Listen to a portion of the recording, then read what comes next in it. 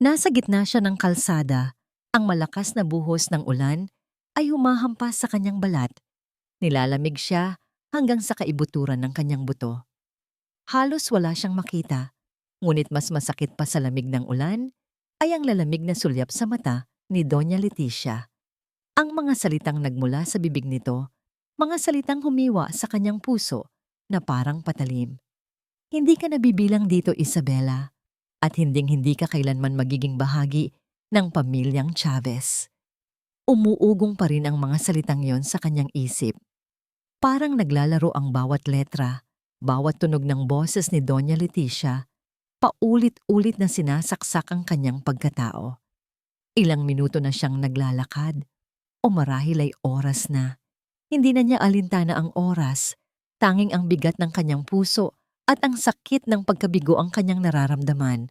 Ang kanyang suot na simpleng abito na minsan lang niya inilalabas sa mga espesyal na okasyon ay basa na at kumakapit sa kanyang katawan. Ang buhok niya ay gusot-gusot na at ang make-up na pinaghandaan niya kanina para sa hapunan ay unti-unting natunaw kasama ng kanyang mga luha. Nasaan na ang Isabela Ramirez na dating masigla at puno ng pag-asa? Ang gurong nakangiti habang tinuturuan ang mga bata sa probinsya, ang babaeng kontento sa simpleng buhay, sa sariwang hangin at sa mainit na yakap ng kanyang mga magulang. Ilang buwan pa lang ang nakararaan, akala niya ay natagpuan na niya ang kanyang happily ever after sa piling ni Rafael Chavez, isang lalaking mayaman, gwapo, at tila pinangarap ng bawat babae, isang lalaking nagmahal sa kanya, sa isang simpleng guro mula sa probinsya, higit sa lahat ng kayamanan at posisyon. Isabela, ikaw ang mundo ko. Ang mga salitang ni Rafael na minsan niyang narinig. Ngunit ang mundo na yon ay tila naging isang gintong hawla. Ang mansyon ng mga Chavez ay isang palasyong puno ng luhong, hindi niya naman kailangan. Ngunit kulang sa init at pagmamahal. Si Doña Leticia, ang ina ni Rafael, ay naging kanyang bangungot. Ang bawat pagkilos niya ay mali. Ang bawat salita niya ay pinupuna. Ang kanyang pananamit ay masyadong simple. Ang kanyang pinagmulang pamilya ay masyadong mababa. Wala siyang ginawang tama sa paningin ng biyenan. Hindi ka nabibilang sa aming lipunan, Isabela. Sa tingin mo ba'y magiging isang tunay na Chavez ka sa pamamagitan lamang ng apelyido? Ang dugo ang mahalaga. At ang dugo mo'y hindi katulad ng sa amin. Ang sabi ni Doña Leticia sa kanya, noong minsang nag-iisa sila sa silid kainan. Matiyaga siyang nagtiis para kay Rafael, para sa pagmamahal niya sa binata. Umaasa siyang darating ang araw na tatanggapin siya. Umaasa siyang makikita ni Doña Leticia ang pagmamahal niya sa anak nito. Pero hindi. Ngayong gabi, ang lahat ay umabot sa sukdulan. Isang hapunan para sa mga mahahalagang tao sa lipunan. Inutusan siya ni Doña Leticia na huwag lumabas sa kanyang silid, ngunit kailangan siyang ipagtanggol ni Rafael. Bakit mo hinahayaan na tratuhin ako ng ganyan ng nanay mo, Rafael? Asawa mo ako. Ang mahinang bulong niya kay Rafael habang tinatangka niyang pigilan ang sarili na maging emosyonal sa harap ng maraming tao. Ngunit narinig siya ni Doña Leticia at ang sumunod na pangyayari ay ang tuluyang pagguho ng kanyang mundo. Rafael, pumili ka. Ang babaeng ito o ang pamilya mo, ang apelyidong Chavez at ang lahat ng pinaghirapan ng iyong ama. Ang malakas na sigaw ni Doña Leticia na umalingaw-ngaw sa buong bulwagan. Gulat ang lahat. Si Rafael, tulala. Walang nagawa.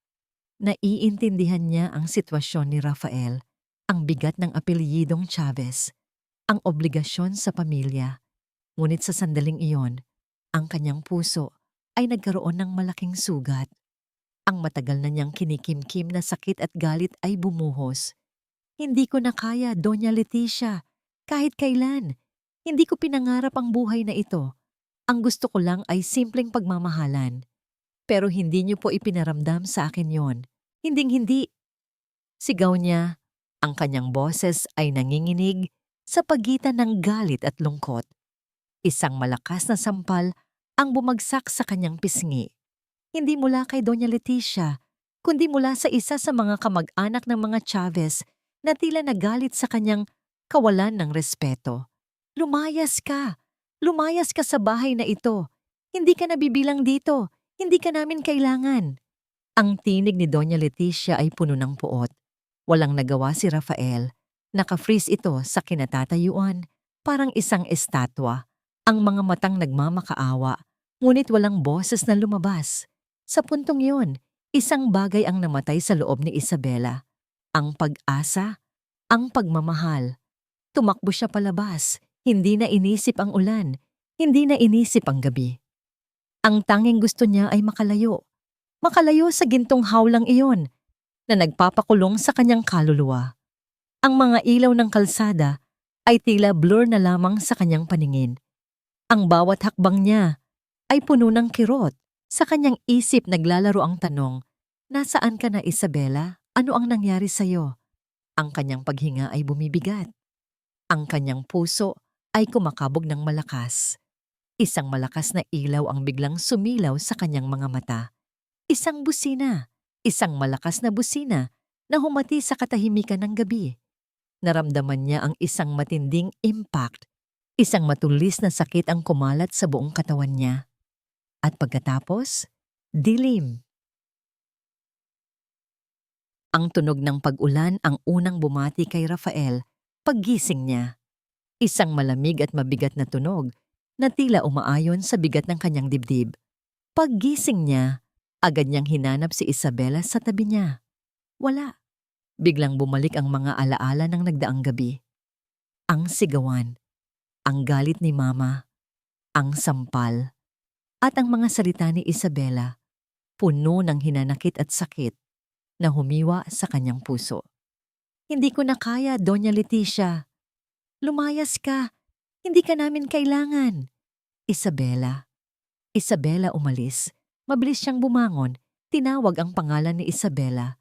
"Isabela? Isa." Walang sumasagot. Bumaba siya ng mabilis, hinanap si Isabela sa bawat sulok ng mansyon. Sa kusina, sa sala, sa hardin. Wala. Ang kanyang puso ay kumakabog ng malakas. Isang masamang kutob ang unti-unting gumagapang sa kanyang dibdib. Nakita niya si Doña Leticia sa silid kainan, umiinom ng kape, kalmado, at tila walang nangyari. "Nasaan si Isabela, Mama?" Tanong niya. Ang kanyang boses ay nanginginig. Tumingin si Doña Leticia sa kanya. May ngiti ng tagumpay sa labi. "Umalis. Ang sabi ko, hindi ka namin kailangan dito. 'Di ba?" Sana'y naintindihan na niya sa wakas. Napaatras si Rafael. Hindi niya akalain na ganito katigas ang puso ng kanyang ina. "Paano mo nagawa yan, Mama? Asawa ko siya." Asawa? Hindi siya karapat-dapat maging asawa ng isang Chavez. Isang simpleng guro na walang pinagmanahan. Tingnan mo ang ginawa niya. Sinigawan ako sa harap ng lahat. Puno ng puot ang boses ni Doña Leticia. "Hindi ko siya hahayaan, Mama. Hahanapin ko siya." Buong tapang niyang sinabi. Ngunit pinigilan siya ng kanyang ina. "Kung gagawin mo yan, Rafael, kalimutan mo na ang lahat. Kalimutan mo na ang pamilyang Chavez, ang lahat ng minana mo, ang lahat ng iyong kinabukasan. Kakalimutan kita bilang anak ko." Ang banta ng kanyang ina ay parang suntok sa kanyang sikmura. Ang pamilya, ang pangalan, ang lahat. Ngunit ang mukha ni Isabela, ang mga luhang umagos sa kanyang pisngi, ang kanyang tinig na puno ng sakit, iyon ang mas umalingaw-ngaw sa kanyang isipan. Hindi niya hahayaang mawala si Isabela. Sa loob-loob niya, nagdesisyon na siya. Hindi niya inintindi ang sinabi ng ina. Tumakbo siya palabas, hindi alintana ang patuloy na pag-ulan. Sumakay siya sa kanyang sasakyan at nagmaneho. Paikot-ikot sa kalsada, hinahanap si Isabela. Ilang oras siyang nagmaneho, nagtatanong sa mga taong nadaraanan niya. Sa mga pulis, walang Isabela, hanggang sa narinig niya ang balita sa radyo. Isang aksidente, isang babaeng natagpuan sa kalsada, walang malay, malapit sa lugar kung saan niya huling nakita si Isabela. Mabilis siyang nagmaneho patungo sa ospital. Ang kanyang puso ay halos lumabas sa kanyang dibdib. Sa koridor ng emergency room, nakita niya ang kanyang secretary, si Manang Sonia, na naghihintay. May bakas ng pag-aalala sa mukha nito. "Rafael, hiho, si Isabela," mahinang sabi ni Manang Sonia. Nang makita niya si Isabela sa loob ng ICU, huminto ang kanyang mundo. Nakahiga siya sa puting kama, maputla, may benda sa ulo, at may maraming tubo sa kanyang katawan. Parang isang anghel na walang buhay. "Anong nangyari sa kanya, Manang?" Halos pabulong niyang tanong. "Isabela was hit by a car, Rafael. Malala ang tama niya sa ulo." And huminto si Manang Sonia, tila nag-aalangan. May amnesia siya. Hindi niya maalala ang nangyari. Hindi niya maalala kayo. Amnesia. Ang sakit na naramdaman niya ay parang libong patalim na sumaksak sa kanyang puso. Ang babaeng mahal niya, hindi na siya maalala. At may isa pa, Rafael, patuloy ni Manang Sonia. Kailangan mong maging matatag. Isabela is pregnant. She's carrying twins. Nabingi siya sa huling sinabi ni Manang Sonia. Buntis, kambal, isang bugso ng emosyon ang bumalot sa kanya. Sakit, lungkot, pero may kasama ring munting kislap ng pag-asa. Mga anak nila, hindi na siya magtatago. Hindi na siya matatakot. Para kay Isabela, para sa mga anak nila, humarap siya kay Manang Sonia. Ang kanyang mga mata ay puno ng determinasyon. Aalis kami. Aalis kami dito, Manang. Hindi na kami kailanman babalik sa pamilyang Chavez. Nagulat si Manang Sonia sa kanyang sinabi. Pero Rafael, ang yaman mo. Ang lahat ng... Wala nang halaga yon, Manang. Mas mahalaga ang pamilya ko, ang asawa ko, ang mga anak ko. Kinabukasan habang nasa tabi pa rin ni Isabela na walang malay, gumawa siya ng mga plano. Kakalimutan niya ang kanyang pangalan, ang kanyang apelyido. Kakalimutan niya ang lahat ng koneksyon sa mga Chavez. Bibigyan niya si Isabela ng bagong simula. Bibigyan niya ang kanyang mga anak ng isang buhay na malayo sa kapangyarihan at kasakiman. Hinawakan niya ang kamay ni Isabela mahigpit. Isa, gagawin ko ang lahat. Sisiguraduhin kong magiging masaya tayo, magkakasama tayo, mahal kita, at mula ngayon, ako si Paeng, ikaw naman si Isa. Mayroon tayong bagong buhay, bagong pangalan. Nakatitig siya sa bintana, sa labas ng ospital. Ang langit ay kulay abo pa rin, tila umaayon sa kanyang damdamin. Ngunit sa puso niya, mayroon ng liwanag. Isang liwanag na nagmumula sa pagmamahal. Isang malalim na paghinga ang lumabas sa bibig ni Isa. Dahan-dahan niyang iminulat ang kanyang mga mata. Hindi pamilyar ang kisame. Kulay puti na may bakas ng lumang pintura. Ang amoy ay amoy kahoy at bahagyang alikabok. Hindi ang mabangong amoy ng mamahaling air freshener na tila pamilyar o hindi. Hindi niya matandaan. Nasaan siya? Sino siya? Bumangon siya ng bahagya, ngunit agad siyang napahiga muli dahil sa matinding pagkahilo. Sumakit ang kanyang ulo at tila may kumirot sa kanyang tiyan. Napahawak siya sa kanyang tiyan. Malaki. Buntis siya. Buntis? Kanino? Sino ang ama? Bakit siya narito? Bakit wala siyang maalala? Biglang bumukas ang pinto. Isang lalaki ang pumasok, may dalang tray ng pagkain. Nagulat siya sa pagpasok nito. Isa, gising ka na? Ang tinig ng lalaki ay malumanay, puno ng pag-aalala. Lumapit ito sa kanya at dahan-dahang umupo sa tabi ng kama. Nakatitig lang siya sa lalaki, gwapo. May matangos na ilong, malalim na mga mata, at isang ngangiti na tila pamilyar. Pamilyar? Ngunit hindi niya maalala kung saan. Sino ka? Tanungin niya, ang kanyang boses ay mahina at nag-aalangan. Malungkot na ngumiti ang lalaki. Ako si Paeng, Isa, asawa mo. Hindi mo ba talaga ako maalala? Asawa? Napatingin siya sa kanyang sarili, sa tiyan niya. Ako si Isa. Sino si Isa? Umiling si Paeng. Oo, ikaw si Isa. Ikaw ang asawa ko. Nagkaroon ka ng aksidente, Isa. Pero ayos ka na. Ayos tayo. Mahal na mahal kita. Hinawakan nito ang kanyang kamay. Ang init ng palad nito ay tila nagbigay ng kaunting kapanatagan sa kanya. Aksidente? Tanong niya. Bakit wala akong maalala? Sabi ng doktor, amnesia daw. Pero sabi ko, babalik din ang lahat. Basta't maging masaya ka lang at magpagaling. Nandito ako, Isa. Hindi kita iiwan. Tiningnan niya ang paligid. Isang simpleng silid. May bintana na nagpapakita ng mga dahon ng puno. Hindi tulad ng pamilyar o hindi pamilyar na malaking silid na may malalaking kurtina at maraming dekorasyon. Naguguluhan siya.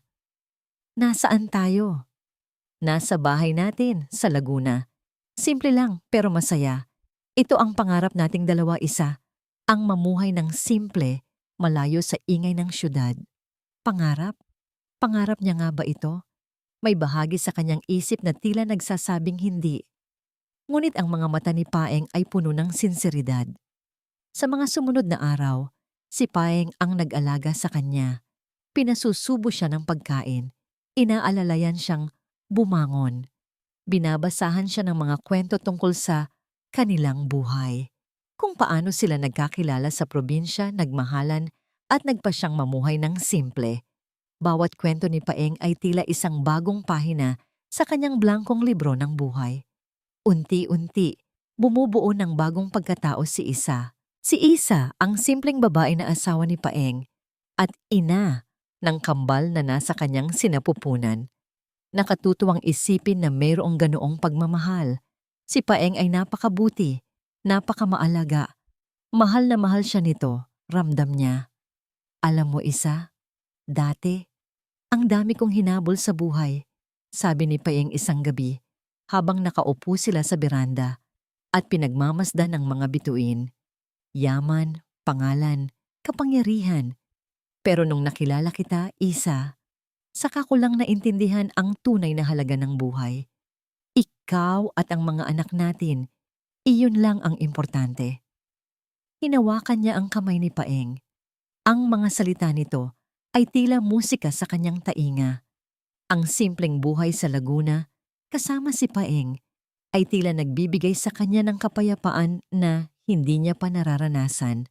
Ang sariwang hangin, ang mga tunog ng kalikasan, ang mga ngiti ng mga kapitbahay. May mga pagkakataon habang nakatitig siya sa mukha ni Paeng na tila may isang anino ng nakaraan na kumikislap sa kanyang isip. Isang malaking bahay. Isang babaeng may matulis na dila, isang malakas na sigaw. Ngunit agad itong naglalaho, nagiging isang usok na hindi niya mahawakan. May problema ba, Isa? Tanong ni Paeng. Napansin ang kanyang pagkatulala. Ngumiti siya. Wala. Naisip ko lang. Ang swerte ko sa'yo, Paeng. Kahit wala akong maalala, ramdam ko. Mahal kita. Hinalikan siya ni Paeng sa noo. Mas mahal kita, Isa. Higit sa lahat. Ilang linggo ang lumipas. Ang kanyang tiyan ay lalong lumaki. Ang mga sipa ng kambal ay lalong lumakas. Ang pagmamahal ni Paeng ay nagbigay sa kanya ng lakas. Ang pag-asa para sa bagong buhay ay nagbigay sa kanya ng dahilan para bumangon at lumaban. Naramdaman niya ang isang kakaibang koneksyon sa kambal. Ang dalawang maliliit na buhay na lumalaki sa kanyang sinapupunan ay tila nagsisilbing angkla sa kasalukuyan. Isang hapon, habang naglalakad-lakad sila ni Paeng sa tabing dagat, napahawak siya sa kanyang tiyan. Ang isang malakas na sipa. Malakas talaga sila, no? Ngumiti siya kay Paeng. Ngumiti din si Paeng. Oo, malakas na Paeng at Isa. Tumingala siya sa kalangitan. Ang kulay asul na langit, ang malawak na dagat, ang mainit na sikat ng araw. Ito ba ang tinatawag nilang kapayapaan? Biglang may isang bagay ang tila nagtulak sa kanya. Isang tanong na hindi niya maintindihan kung saan nanggaling. Paeng, sinimulan niya. Sige nga, ikwento mo ulit. Yung kung paano tayo nagkakilala. Totoo bang hindi ko talaga maalala ang kahit anong bagay bago tayo nagkita? Tiningnan siya ni Paeng. Ang kanyang nangiti ay biglang nawala. Napalitan ng isang bakas ng pag-aalala. Bakit mo naman natanong yan, Isa? Wala lang. Umiling siya, ngunit ang kanyang mga mata ay puno ng pagdududa. Parang may isang bahagi sa akin na nagsasabing, parang hindi. Parang meron pa akong isang buhay na hindi mo lang sinasabi. Pinagmasdan ni Paeng ang mukha ni Isa, puno ng pagdududa. Ang tanong niya, parang may isang bahagi sa akin na nagsasabing, parang hindi. Parang meron pa akong isang buhay na hindi mo lang sinasabi. Ay umalingaw-ngaw sa kanyang isip. Kumirot ang kanyang dibdib. Natatakot siya. Natatakot siyang magbalik ang alaala ni Aiza. Natatakot siyang maalala nito ang lahat ng sakit, ang lahat ng pait na dinulot ng kanyang ina at ng pamilyang Chavez. Higit sa lahat, natatakot siyang maalala nito ang katotohanan na siya, si Rafael, ay nabigo siyang ipagtanggol ito noon. Wala yan, Isa. Dahil sa aksidente mo kaya ka naguguluhan. Sagot niya, sinubukang maging kalmado. Ngunit ang kanyang mga kamay ay bahagyang nanginginig. Hinawakan niya ang kamay nito. Hinaplos ang pisngi. Pangako, wala akong inilihim sa'yo. Ako si Paeng, ikaw si Isa. Magkasama tayo at yun ang mahalaga. Ngumiti si Isa, ngunit ang kanyang mga mata ay nanatiling puno ng pagdududa. Alam niya na hindi siya nakumbinsi. Sa mga sumunod na araw, naging mas maingat si Paeng. Bawat galaw ni Isa ay sinusubaybayan niya. Ang bawat tingin nito sa malayo. Ang bawat pagtatanong nito tungkol sa mga maliliit na detalye ng kanilang kwento. Alam niyang hindi siya pwedeng maging kampante. Hindi pwedeng hayaan na magbalik ang nakaraan. Isang gabi, habang natutulog si Isa, palihim siyang tumayo. Lumabas siya ng bahay at naglakad patungo sa isang liblib na lugar kung saan meron siyang signal sa cellphone. Kinailangan niyang tawagan si Manang Sonia, ang tanging taong mapagkakatiwalaan niya mula sa kanyang dating buhay. Hello, Manang! Kumusta na po ang sitwasyon diyan? Bulong niya sa telepono. Rafael, hiho, saan ka ba? Sobrang nag-aalala ako sa inyo. Hinahanap kayo ni Doña Leticia. Ang boses ni Manang Sonia ay puno ng pag-aalala. Naramdaman ni Paeng ang lamig na gumapang sa kanyang likod. Hinahanap? Paano niya nalaman? May mga mata at tainga si Doña Leticia kahit saan. Mayroon siyang mga investigador na naghahanap sa inyo. Nakita ko silang umaaligid sa dating bahay mo. Hindi ko alam kung paano nila nalaman na umalis ka. Pero alam nilang kasama mo si Isabela. Sana'y hindi nila tayo mahanap dito, Manang. Kailangan kong protektahan si Isa at ang mga anak namin. Ang kanyang boses ay puno ng determinasyon. Mangyari po lamang, Manang. Kung may marinig po kayong kahit anong balita, tawagan niyo po ako agad.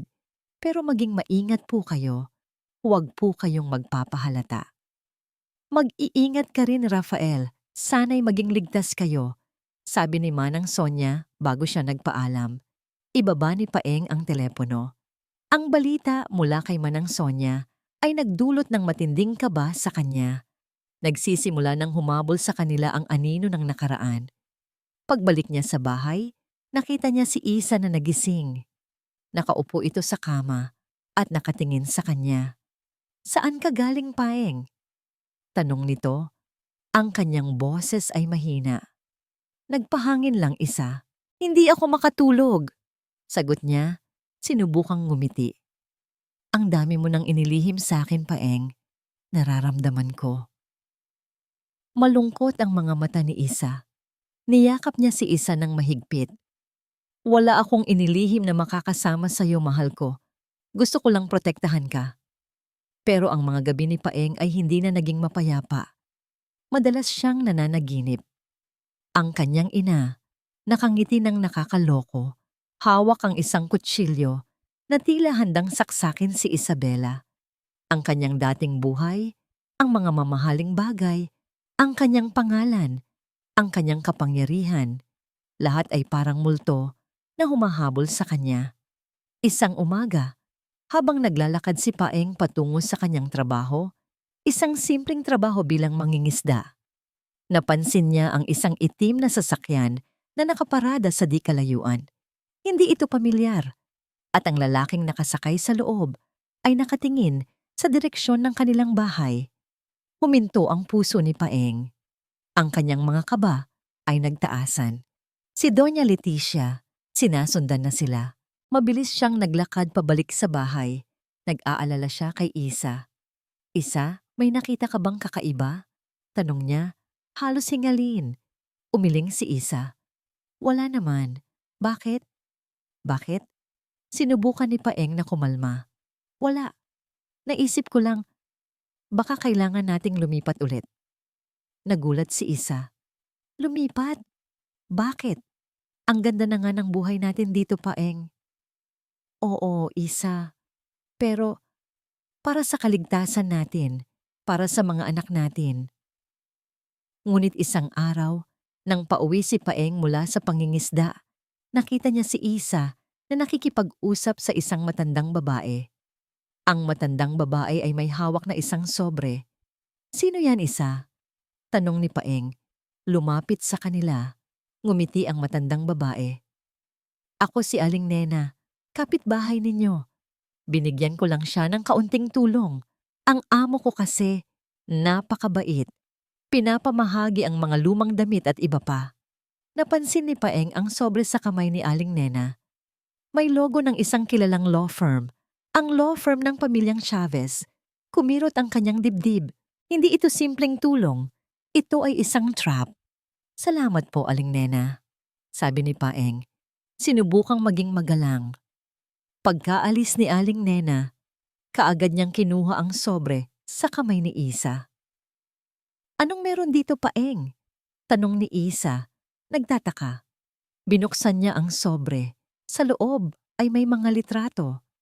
Mga litrato ni Isabela noong nasa mansyon pa siya, noong nasa ospital. At mayroon pang isang litrato ng isang lalaking kamukha niya, pero mas bata. At may katabi si Doña Leticia. Isang matalim na sakit ang kumalat sa buong katawan ni Paeng. At sa ilalim ng mga litrato, may nakasulat sa isang maliit na card. Mahal kong Isabela, hindi ka namin kailanman kinalimutan.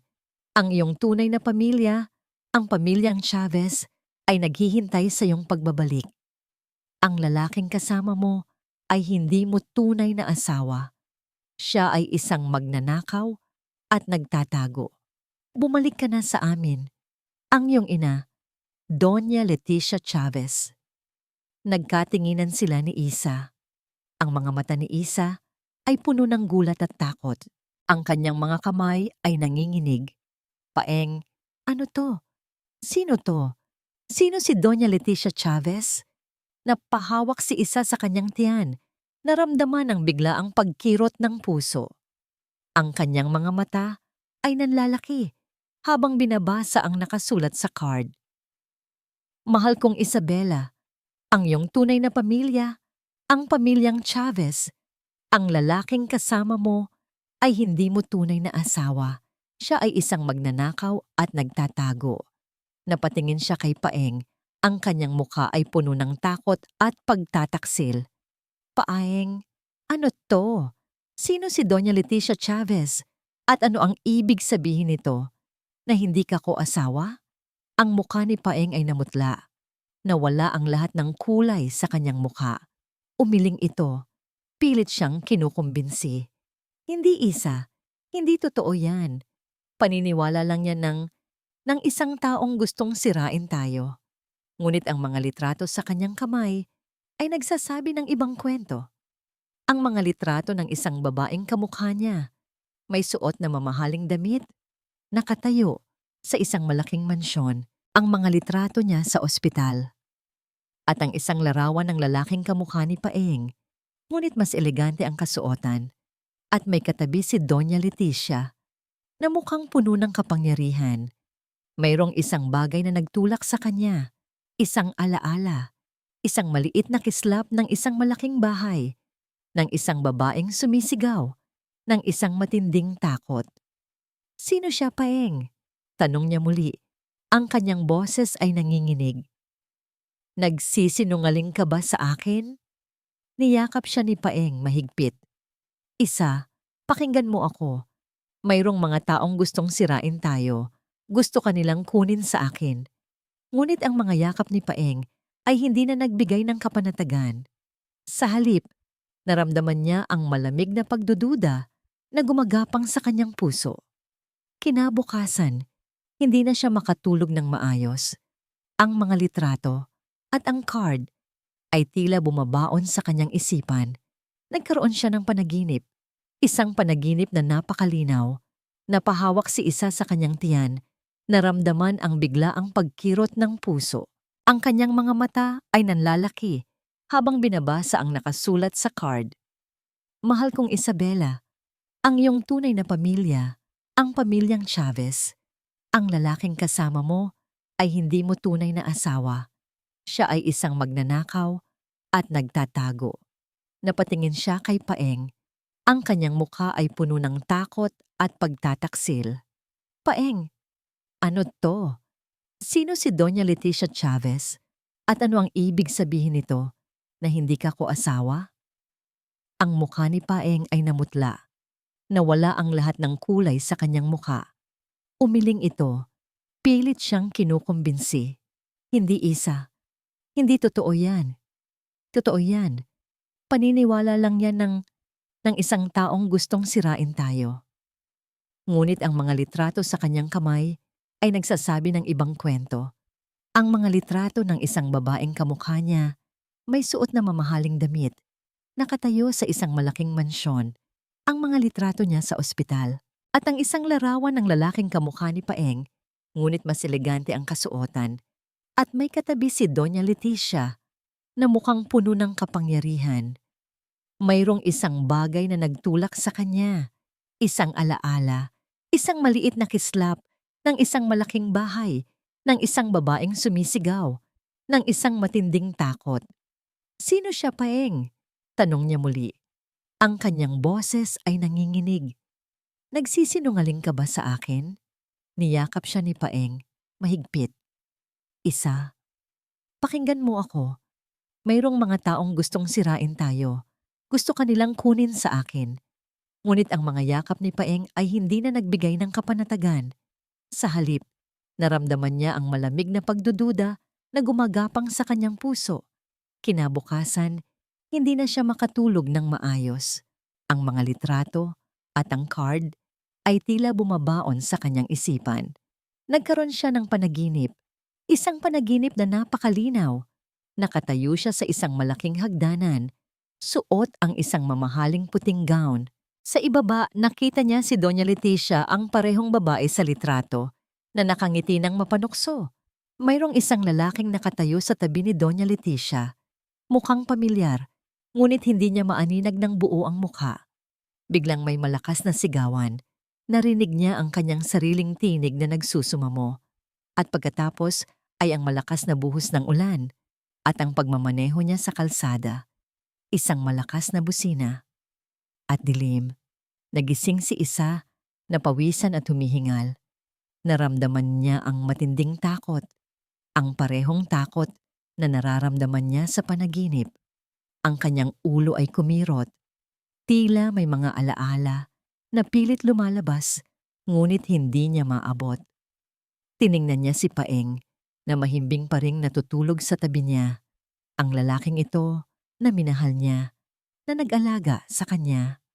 Ngunit bakit tila ang daming inililihim? Hindi na siya makakontento sa mga sagot ni Paeng.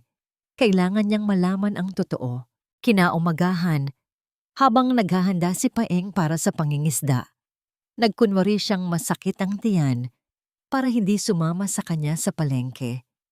Gusto niya ng pagkakataong mag-isa para mag-imbestiga. Pagkaalis ni Paeng, dahan-dahan siyang naglakad palabas ng bahay. Nagtungo siya sa maliit na tindahan ni Aling Martha, ang tsismosa ng barangay. Bumili siya ng ilang paninda At habang hinihintay ang sukli, sinimulan niyang makinig sa usapan ng mga matatandang nakaupo sa labas. Alam niyo ba, may naririnig akong usap-usapan tungkol sa isang mayamang lalaki na tumakas kasama ang isang babae. Sabi ni Aling Nena, ang kapitbahay na nagbigay sa kanya ng sobre. Ay oo, narinig ko rin yan. Sabi-sabi, mula raw sa mayamang pamilya yung lalaki at tinakasan ng ina niya para lang sa pag-ibig. Sagot ni Aling Selina. Napahinto si Isa, mayamang lalaki. Tumakas, pag-ibig. Pero parang may problema nga raw. Kasi hinahanap sila ng pamilya ng lalaki. Sobra raw ang galit ng ina at gusto raw bawiin ng babae. Patuloy ni Aling Nena. Kumakabog ang puso ni Isa. Ang kanyang hinala ay unti-unting nagiging katotohanan. Sinubukan niyang magtanong ng walang halong pagdududa. Talaga po ba? Sino naman kaya yung mga yon, Aling Nena? Nagkatinginan ng mga matatanda. Ay basta, wala namang pangalan. Basta sabi-sabi lang, yan sa may palengke. Parang mga kwento-kwento lang. Pero sa loob ni Isa, ang mga kwentong iyon ay tila nagtutugma sa mga piraso ng puzzle na unti-unting nabubuo sa kanyang isip. Ang mga litrato, ang card, ang kanyang panaginip. Umuwi siya. Ang kanyang isip ay gulong-gulo. Hindi niya alam kung ano ang dapat paniwalaan. Ang mga kwento ni Paeng tungkol sa kanilang simpleng buhay o ang mga piraso ng impormasyon na tila nagtuturo sa isang mas malalim at mas madilim na nakaraan. Kinagabihan, habang kumakain sila ni Paeng, hindi siya mapakali. Paeng. Sinimulan niya, ang kanyang tinig ay mahina. Kung mayroon kang inilihim sa akin, para sa aking kapakanan, sasabihin mo ba? Napahinto si Paeng sa pagkain. Tiningnan siya nito ng diretso sa mata. Ang kanyang mga mata ay puno ng pag-aalala. Isa, wala akong inilihim na makakasama sa'yo. Lahat ng ginawa ko para sa'yo at sa mga anak natin. Ngunit hindi na siya naniniwala ng buo. Ang kanyang utak ay puno ng mga tanong. Maya-maya, narinig niya ang tunog ng isang sasakyan na dumating sa dulo ng kalsada. Isang sasakyang tila hindi nabibilang sa kanilang simpleng komunidad. Isang kulay itim na SUV. Bumilis ang tibok ng puso ni Isa. Napalingon siya sa bintana. At doon niya nakita. Isang matangkad at eleganteng babae ang bumaba mula sa sasakyan. May suot itong mamahaling damit at ang kanyang mukha ay puno ng matinding awtoridad. Sa tabi nito ay isang lalaking nakasuot ng suit na may dalang isang maliit na folder. Ang mga mata ng babae ay tumingin ng diretso sa kanilang maliit na bahay. At ang kanyang tingin ay puno ng malamig na determinasyon at galit. Ang babaeng nasa litrato, si Doña Leticia Chavez. Naramdaman ni Paeng ang paglamig ng kanyang dugo. Nakita niya ang itim na SUV. Nakita niya si Doña Leticia Chavez, ang multo ng kanyang nakaraan. Ang babaeng naging bangungot niya at ngayon ay handa ng wasakin ang bagong buhay na pinaghirapan niyang itayo. Napatingin siya kay Isa. Ang mga mata nito ay nanlalaki sa takot, nakatitig sa parehong direksyon. Nakita rin niya. Paeng, siya ba yan? Ang boses ni Isa ay halos hindi marinig. Magtago ka, Isa. Magtago ka sa likod ng bahay. Huwag kang lalabas. Utos niya. Ang kanyang tinig ay puno ng awtoridad na hindi niya kailanman inakala na magagawa niya.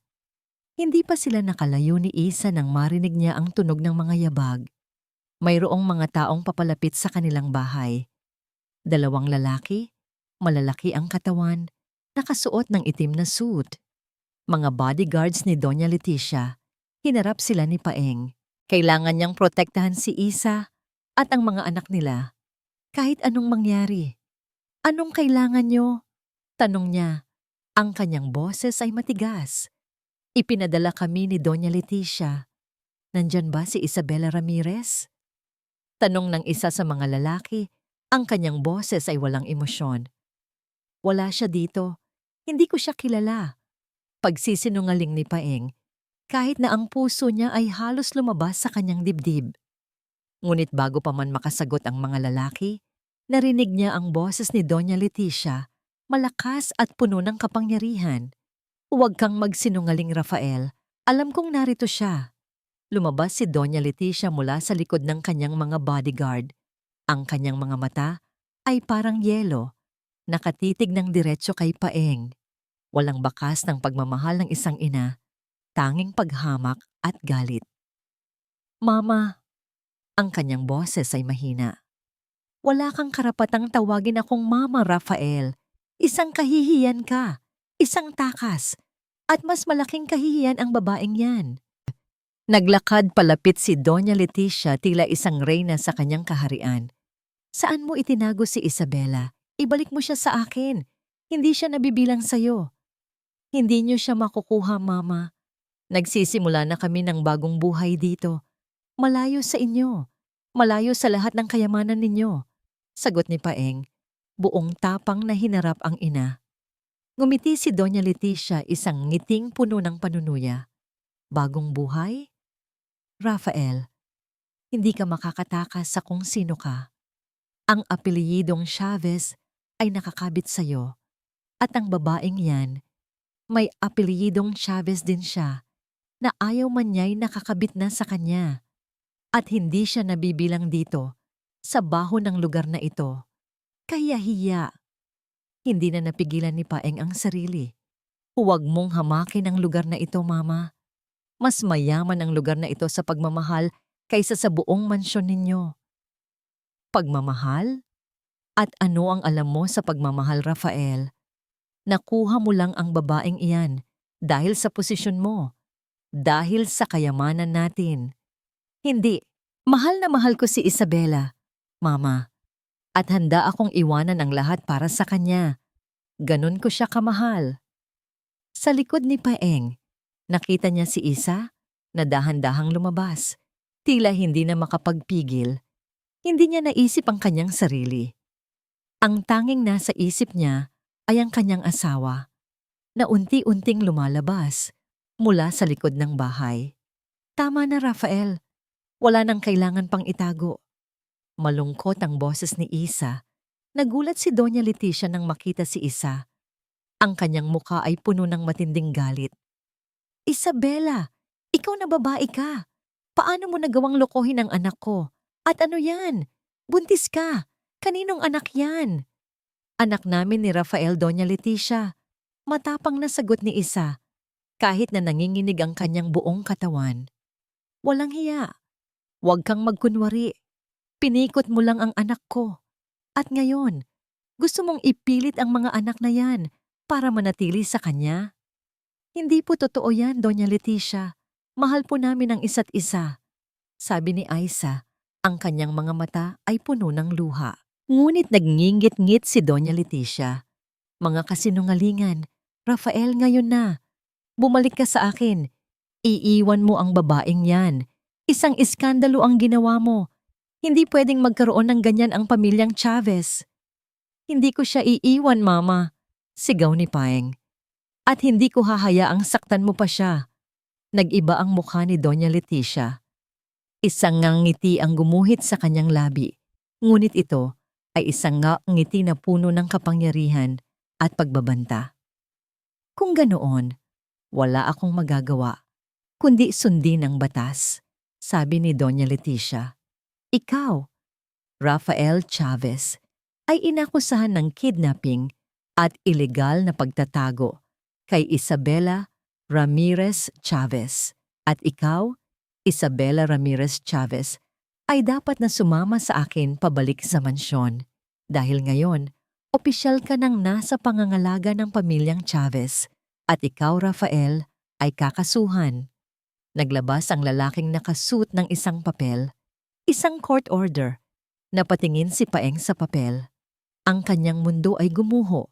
Ito na ang katapusan.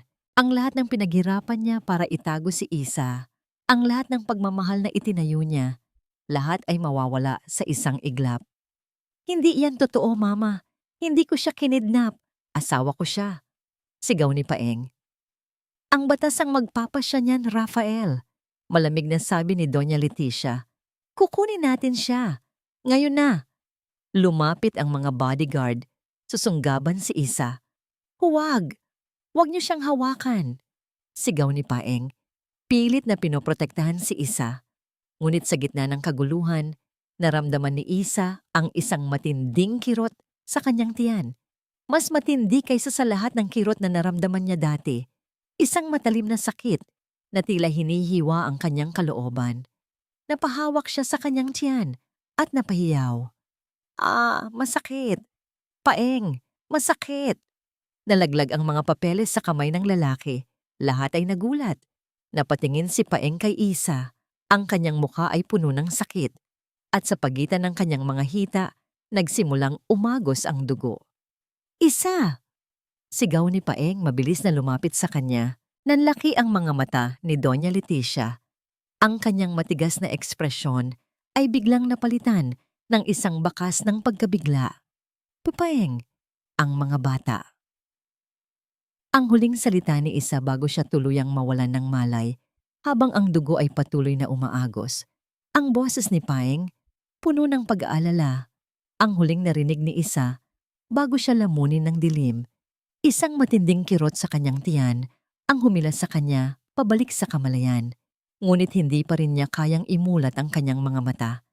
Narinig niya ang sigawan, ang pagmamadali ng mga tao, at ang tunog ng sirena ng ambulansya. Isa, gumising ka, mahal ko. Lumaban ka. Ang tinig ni Paeng ay tila nanggagaling sa malayo. Ngunit ramdam niya ang init ng kanyang mga kamay na mahigpit na nakahawak sa kanya. Ang sakit. Ang sakit ay nagngangalit sa kanyang buong katawan, lalo na sa kanyang puson. Tila mayroong kung anong pilit na kumakawala mula sa kanya. Ang kanyang mga anak, ang kanyang kambal. Mayroong humahatak sa kanya, isang kamay na malakas, ngunit hindi yun kamay ni Paeng. Dadalhin namin siya sa Chavez Medical Center. Isang matigas na boses, pamilyar, ang boses ni Doña Leticia. Hindi! Sa pinakamalapit na ospital. Public hospital! Sigaw ni Paeng. Wala kayong karapatang gawin yan. May karapatan ako, Rafael. Ako ang kanyang biyenan. At siya ay isang Chavez. Nagkaroon ng paghatak-hatak. Naramdaman ni Isa ang pilit na paggalaw ng kanyang katawan. Ang sakit ay lalong lumalala. Nagawa niyang imulat ang kanyang mga mata ng bahagya. Nakita niya si Paeng na pilit siyang pinoprotektahan mula sa mga bodyguard ni Doña Leticia. Ang mukha ni Paeng ay puno ng pawis at luha.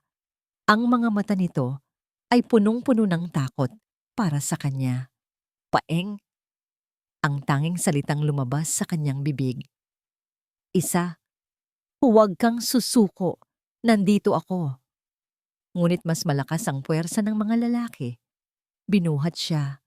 Ang sakit ay tila umabot sa kanyang utak. Pakiramdam niya ay sasabog siya. Ang ambulansya. Narinig niya ang tunog ng siren. At pagkatapos, ang paglilipat sa kanya sa stretcher. Narinig niya ang mga salita ng doktor. Preterm labor at may bleeding. Kailangan natin siyang dalhin agad sa emergency room. Ipinikit ni Isa ang kanyang mga mata. Ang kanyang isip ay gulong-gulo. Si Rafael, si Doña Leticia, ang mga litrato, ang mga salita sa card. Hindi kanya tunay na asawa. Sino ba talaga siya? Sino si Isabela Ramirez? Sino si Isa? Ang simpleng babae na nagmamahal kay Paeng. Ang sakit ay tila nagbubukas ng mga selyo sa kanyang isipan. Mayroong mga flashes ng alaala. Isang masakit na sigawan sa isang malaking bahay, ang kanyang pagtakbo, ang ulan, ang ilaw, ang impact. Totoo pala. Hindi lang siya si Isa, ang asawa ni Paeng. Siya si Isabela Ramirez, asawa ni Rafael Chavez, ang babaeng itinaboy, ang babaeng nakalimot. Ang pagtataksil na naramdaman ni Is ay mas masakit pa sa physical pain. Niloko siya ni Paeng. Niloko siya ng lalaking pinagkatiwalaan niya. Paeng. Bakit? Bulong niya. Kahit alam niyang walang makakarinig. Naramdaman niya ang malamig na kamay na humawak sa kanyang balikat. Isabela, sa akin ka na. Huwag kang mag-alala. Aalagaan ka namin.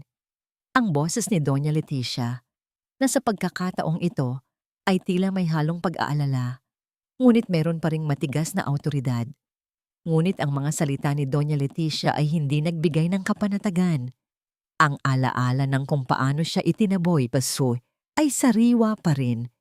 Ito ang babaeng nanakit sa kanya.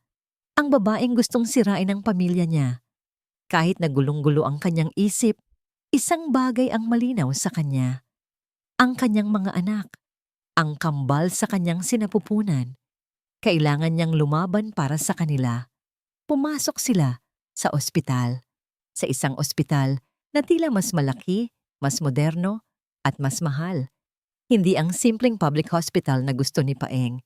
Isang ospital na tila pamilyar o hindi. Nakita niya ang mga doktor at nurses na mabilis na gumalaw. Mayroong pilit na naguutos at alam niyang si Doña Leticia iyon. Dadalhin siya sa operating room. Kailangan siyang operahan agad.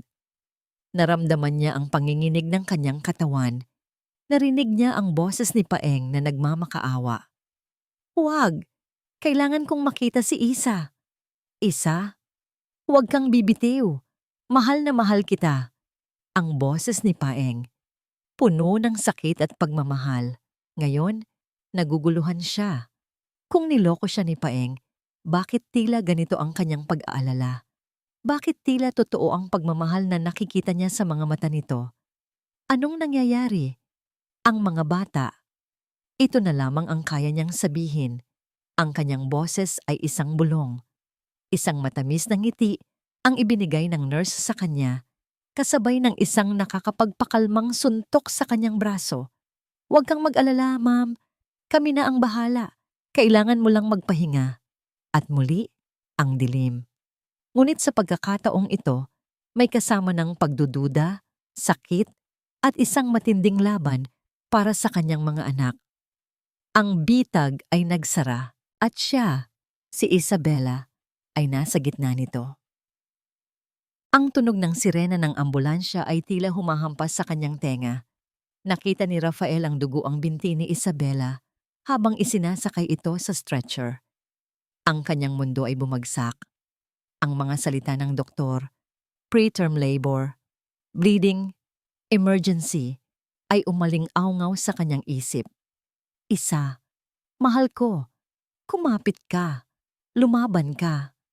Sigaw niya pilit na sinusundan ng stretcher, ngunit pinipigilan siya ng mga bodyguard ni Doña Leticia. Bitawan niyo ako. Kailangan ko siyang samahan. Rafael, kalma ka lang. Nasa pangangalaga na siya ng mga doktor, sabi ni Doña Leticia. Ang boses nito ay matigas, ngunit may bakas ng kaba. Pangangalaga? Ikaw ang naglagay sa kanya sa ganyang kalagayan, Mama. Ikaw. Binuhat si Isabela papasok sa isang mamahaling ospital.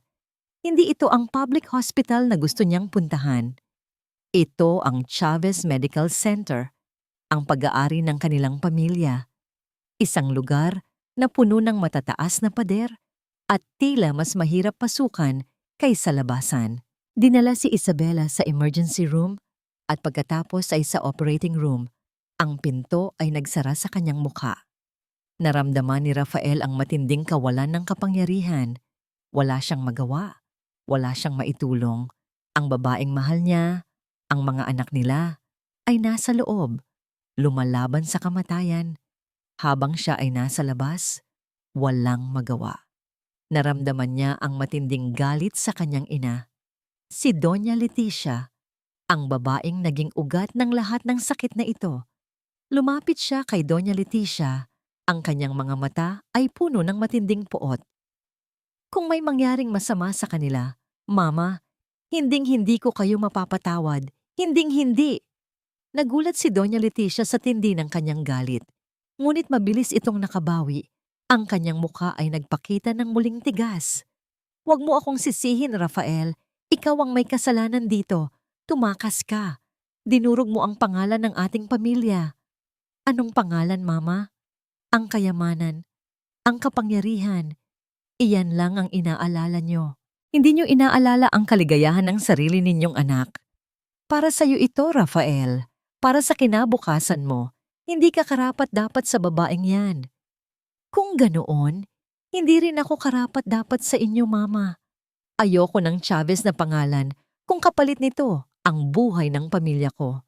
Nagkatinginan sila. Isang matinding galit ang namagitan sa kanila. Umupo si Rafael sa isang sulok, hinintay ang balita mula sa operating room. Bawat minuto ay tila isang oras, bawat segundo ay isang siglo. Naramdaman niya ang matinding takot na mawawala ang lahat sa kanya. Kinuha niya ang kanyang rosaryo sa bulsa. Mahigpit niya itong hinawakan. Nagdasal siya ng taimtim. Panginoon, iligtas niyo po ang asawa ko. Iligtas niyo po ang mga anak ko.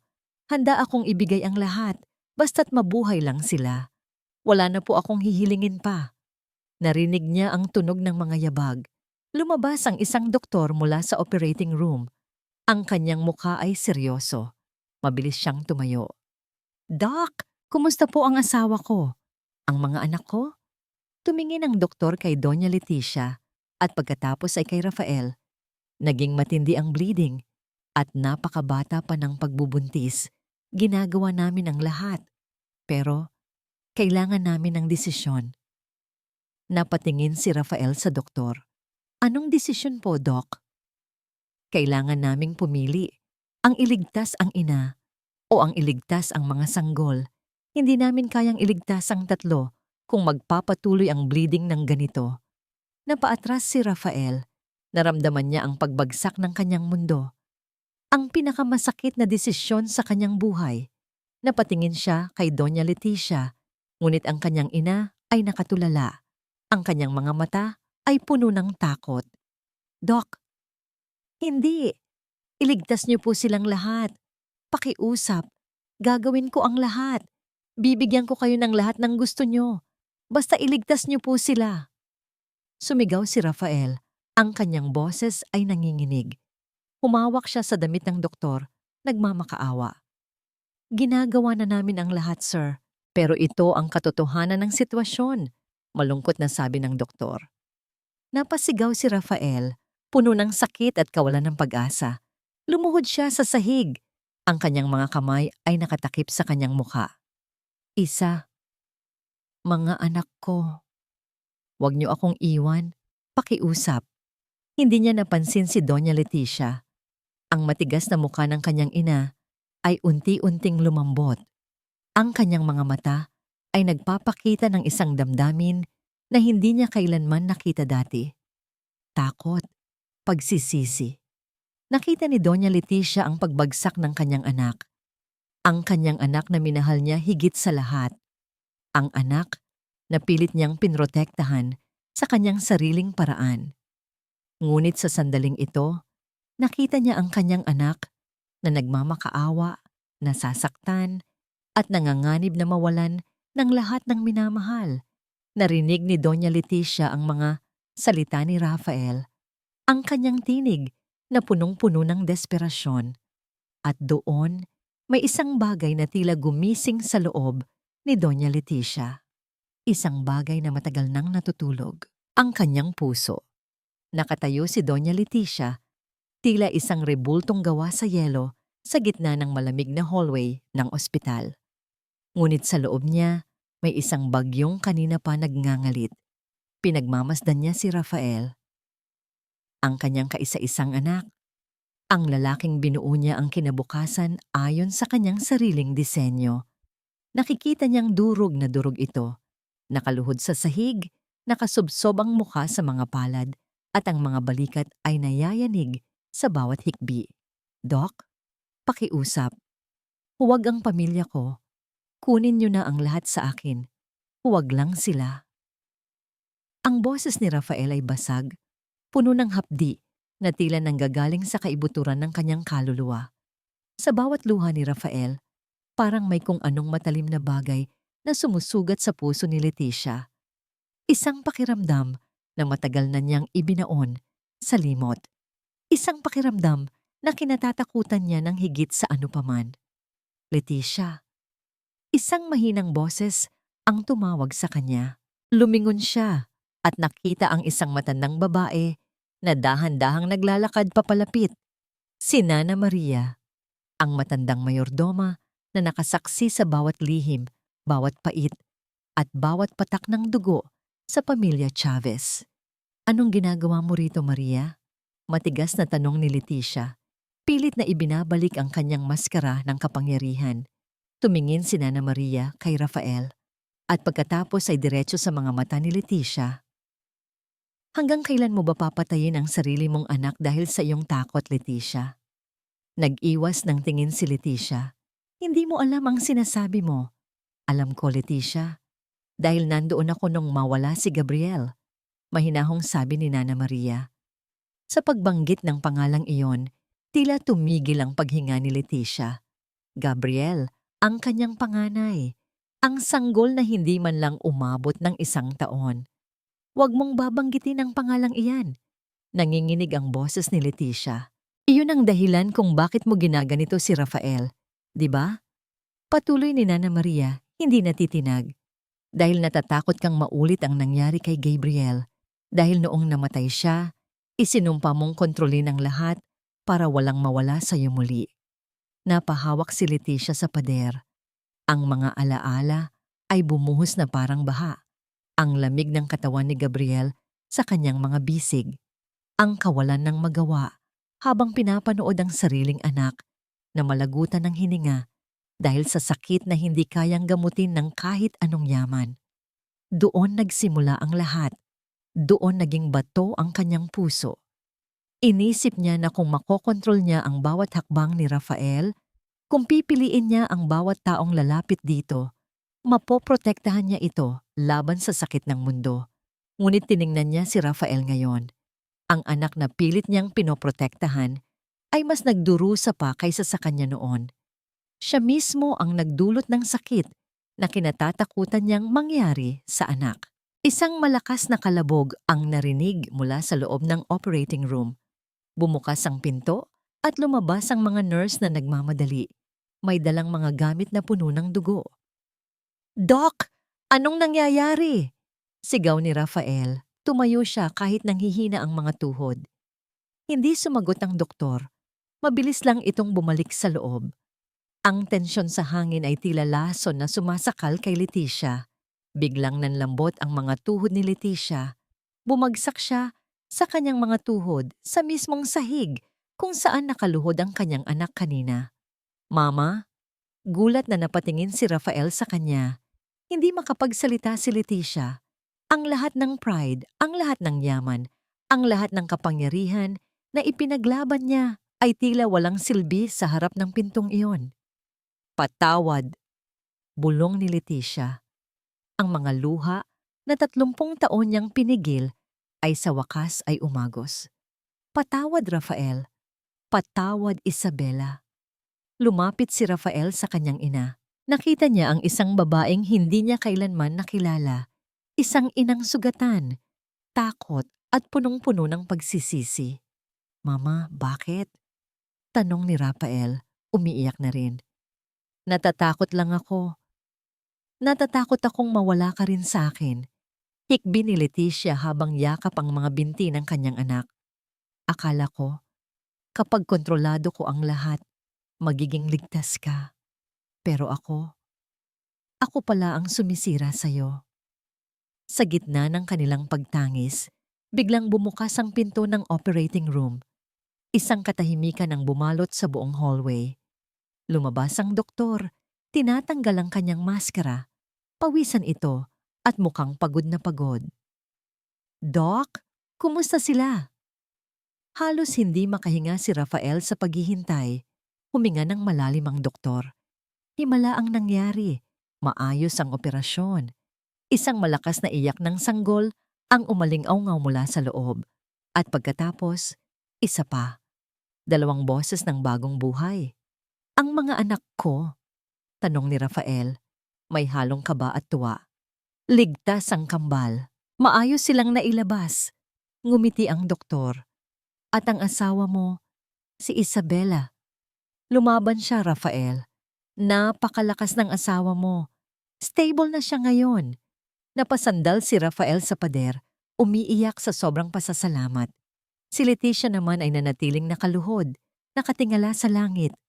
Ang mukha ay basang-basa ng luha. Ngunit ang katahimikan ay muling nabasag nang lumapit ang isang nurse.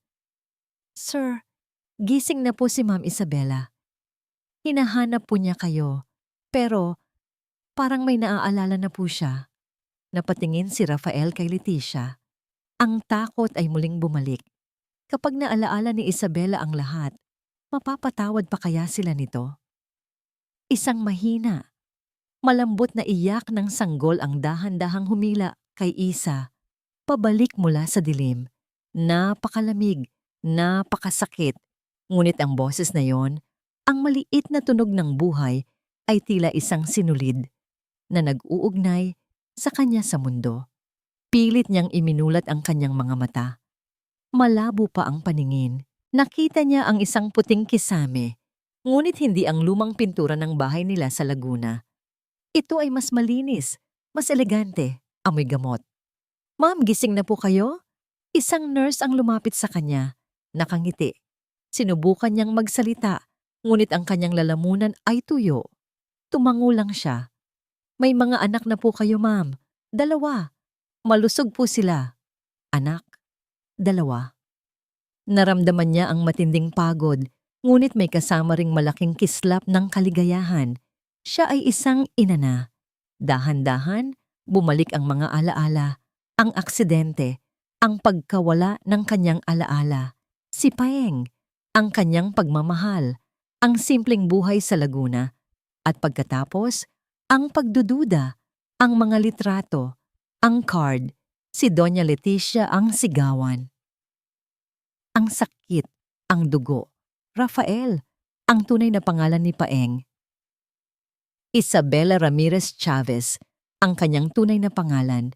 Hindi siya si Isa lang. Siya si Isabela. Ang kanyang puso ay kumirot sa pagitan ng lungkot at galit. Niloko siya ni Rafael buong buo. Ngunit bakit? Bakit niya ginawa iyon? Bumukas ang pinto. Pumasok si Rafael. Ang kanyang mukha ay maga. Pula ang kanyang mga mata. Tila umiyak ito ng matindi. Ngunit sa pagkakita kay Isa, ang kanyang mukha ay lumiwanag. Isa! Mahal ko!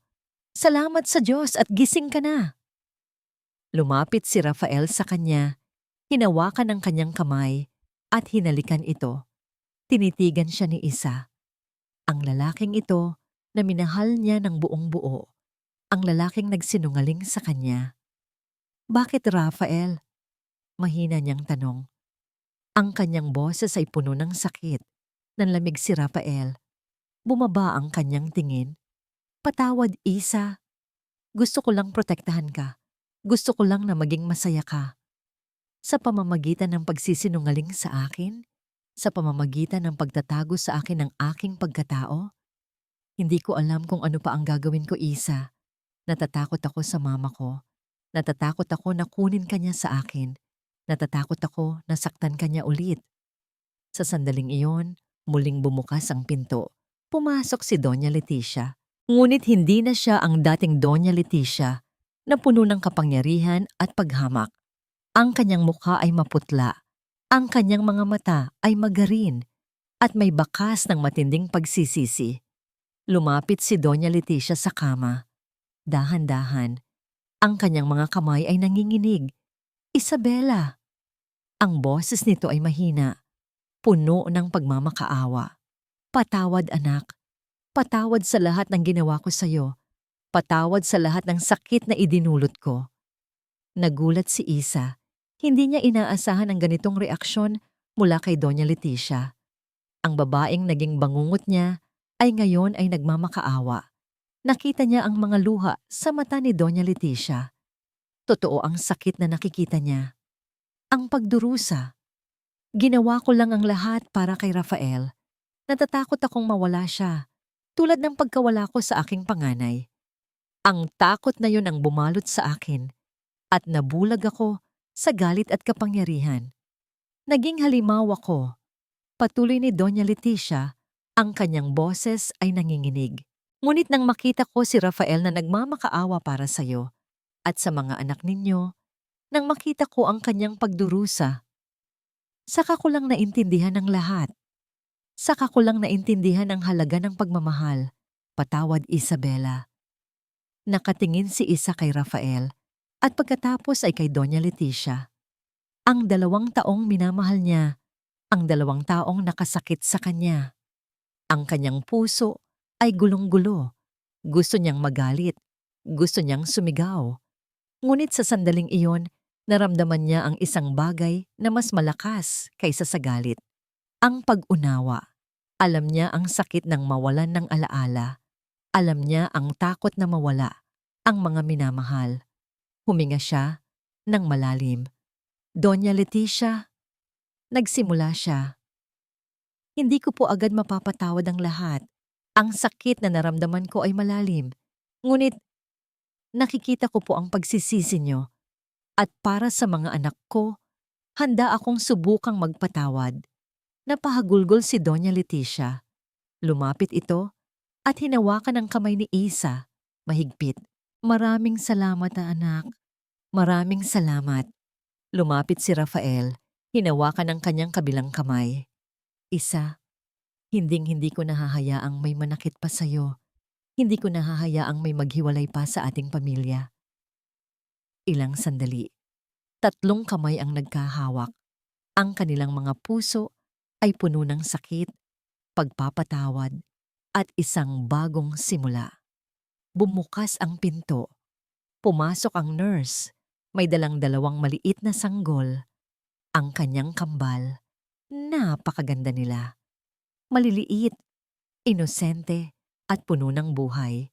Inabot ni Rafael ang isa sa mga sanggol at ibinigay sa kanya. Hinawakan niya ang kanyang anak. Ang kanyang mga luha ay umagos sa pisngi.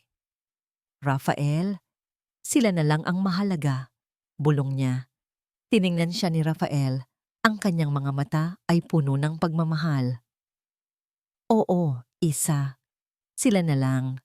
At tayo. At mula ngayon, bubuo tayo ng sarili nating kwento. Isang kwento ng pagmamahal, pagpapatawad, at pamilya. Walang Chavez, walang Ramirez, tayo lang. Ngunit sa kabila ng lahat ng pagpapatawad at pag-asa, alam ni Isa na hindi pa tapos ang lahat. Ang mga sugat ay malalim. At ang pagbuo ng isang pamilya na tunay na nagpapatawad at nagmamahalan ay isang mahabang proseso. Bawat iyak ng kambal ay musika sa tenga ni Rafael. Ito ang tunog ng pag-asa, ng bagong simula. Nakaupo siya sa tabi ng kama ni Isa sa ospital. Pinagmamasdan ng kanyang asawa na mahimbing na natutulog, hawak-hawak ang isa sa kanilang mga anak. Ang isa naman ay nasa incubator, mas maliit ng bahagya, ngunit malusog din. Ang mga salita ni Isa, handa akong subukang magpatawad, ay umaling-awngaw sa kanyang isip. Hindi ito madali. Hindi ito agarang pagtanggap. Pero sapat na yon para magsimula. Lumabas siya ng silid at nakita si Doña Leticia na nakaupo sa labas, tahimik. Wala na ang dating tigas at kapangyarihan sa mukha nito. Napalitan iyon ng pagod, pagsisisi at isang bakas ng pag-asa. Lumapit siya sa kanyang ina at umupo sa tabi nito. Mama, napatingin si Doña Leticia sa kanya. Rafael, maayos ba si Isabela, ang mga apo ko? Maayos po sila. Gising na si Isa. Hinahanap niya kayo. Nagulat si Doña Leticia. Hinahanap niya ako? Oo, at sinabi niyo na po ang lahat sa kanya tungkol kay Kuya Gabriel. Yumuko si Doña Leticia. Hindi ko na kayang itago pa, Rafael. Sobrang dami kong kasalanan sa inyo, lalo na sa kanya.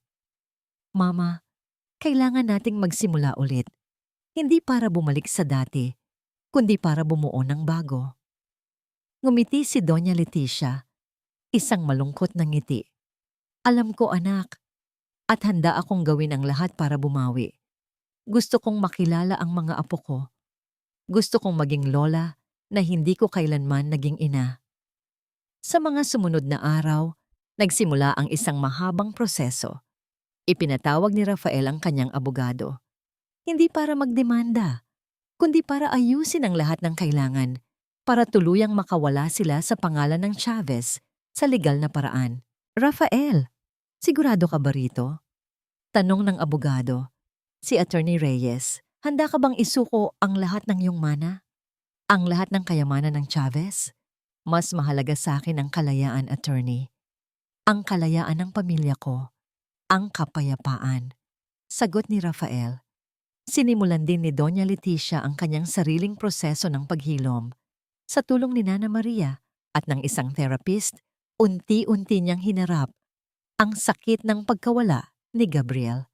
Ang mga taon ng pagtanggi, ng pagkontrol, ng pagsisisi ay dahan-dahang lumabas.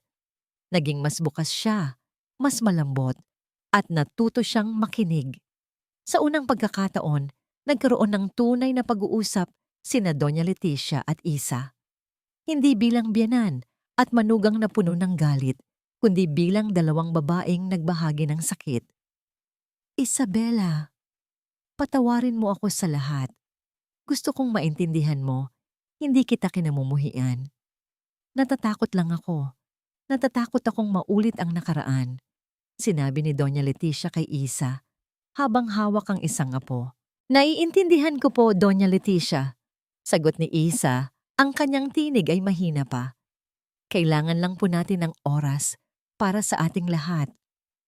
Unti-unti, bumalik ang lakas ni Isa, at sa bawat araw, mas nagiging malinaw ang kanyang mga alaala.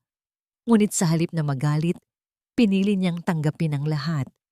Ang sakit, ang panlilinlang, ang pagmamahal, dahil ang lahat ng yon ay humubog sa kung sino siya ngayon. Si Rafael at Isa ay nagdesisyon na hindi na sila babalik sa mansyon. Gusto nilang bumuo ng sarili nilang buhay sa kanilang sariling paraan. Isang simpleng buhay, tulad ng pangarap nila noon. Binigyan sila ni Doña Leticia ng isang bahay sa isang tahimik na probinsya, hindi kalayuan sa Laguna. Hindi kasing liit ng dating bahay, ngunit hindi rin kasing laki ng mansyon. Isang lugar kung saan pwedeng lumaki ang kanilang mga anak sa kapayapaan. Isang hapon, habang nagtatanim sila ni Isa ng mga gulay sa kanilang bagong hardin, nakita nila si Doña Leticia na papalapit. May dalang basket ng mga prutas. Ngumiti ito, isang tunay at taos-pusong nangiti. Ay, nandito na pala ang lola nyo, biro ni Doña Leticia, habang lumalapit sa mga kambal na nakahiga sa isang banig. Ngumiti si Isa. Ngumiti din si Rafael. Hindi pa rin sila perpekto. Meron pa ring mga sugat na kailangan ng paghilom. Ngunit meron na silang pag-asa. Gabi na. Nakaupo sila ni Isa sa beranda. Pinagmamasdan ang mga bituin. Ang mga kambal ay mahimbing nang natutulog. Masaya ka ba, Isa? Tanong ni Rafael. Hinalikan siya ni Isa sa pisngi. Sobra paeng. Masaya ako. Kasi kasama kita. Kasi may pamilya tayo. Pangako, Isa. Hinding-hindi ko nahahayaang may makasira pa sa atin. Walang Doña Leticia, walang Chavez. Tayo lang. Ngunit sa di kalayuan, sa isang kanto ng kalsada, mayroong isang sasakyan na nakaparada. Isang lalaking nakaupo sa loob, nakatingin sa direksyon ng kanilang bahay. Isang lalaking may edad na, pamilyarang mukha, at may isang pilyong ngiti sa kanyang labi. Siya ay si Don Fernando, ang kapatid ng yumaong asawa ni Doña Leticia. Matagal na siyang nasa ibang bansa at ngayon lang siya bumalik. At mayroon siyang sariling agenda. Ang kapayapaan ay tila panandalian pa rin.